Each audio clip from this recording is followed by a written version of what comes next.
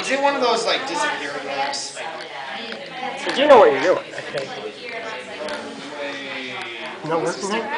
Yeah, it's working fine. Oh. What you need is just run it. Just let it record. You got up to 2 hours worth of recording. Oh, You okay. could run. You could literally record the rest of class. I think I should while we're at it. Yeah.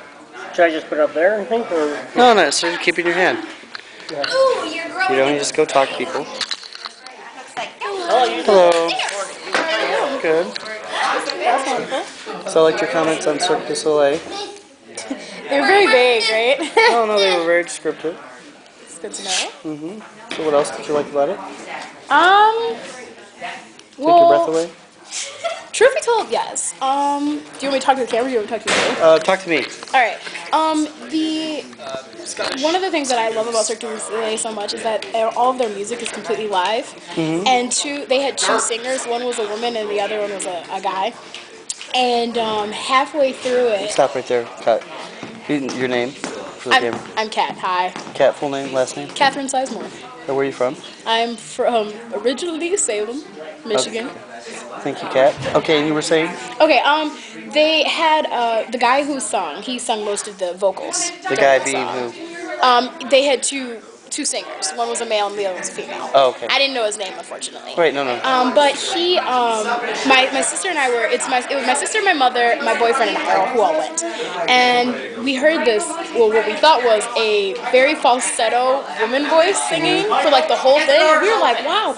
Whoever that is has serious vocal range. Right. And we looked up at the top of this tower for their stage. It was almost looked like I want to say like a large front of a castle. So there was like a balcony. The guy was sitting there singing all the vocal chords in like the highest soprano I've ever heard in my life. And it was just like, and I kind of had to keep transitioning because he was up here in these rafters singing. And then I think during the time there were people on the big ribbon flying around and floating around. So I'm like transitioning in between watching him and looking at them because I was like, dude, his voice. But then I was looking at them like. Right. So how long was the show? The show was about 2 hours. Did you have an intermission? Yes, they did. It was about, I want to tell you like 15-20 minute intermission. Did they serve you food or did you have to buy it? Oh, no, you had to go buy it because they had a bunch of like stands and stuff outside of the arena. In the Right. rings to Did go you buy find them stuff. pricey or were they? Truth be told, yeah, I guess I would say it was pricey, but luckily they had a variety. So some of the stuff was like seriously overpriced, but the other stuff, like they had a Little Caesars open.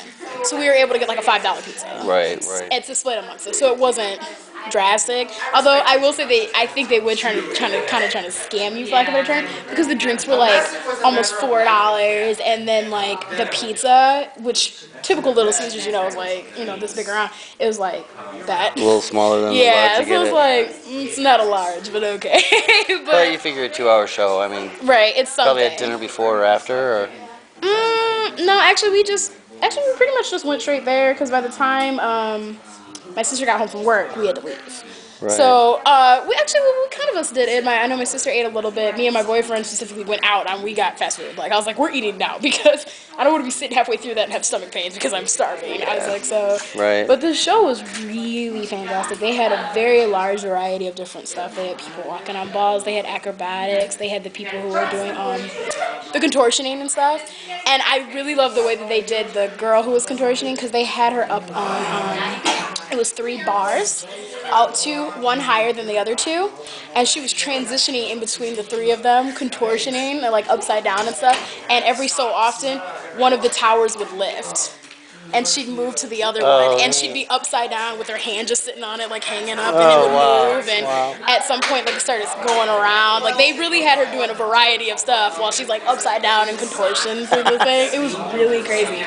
And then, they had this really beautiful act between, like I said, there were like these 4 people. One was a Bollywood dancer, the other was a Chinese dancer, an African dancer, and a ballet dancer. That was going to be my next question. And I think it was supposed to represent the different cultures because each character stuck to their dancing.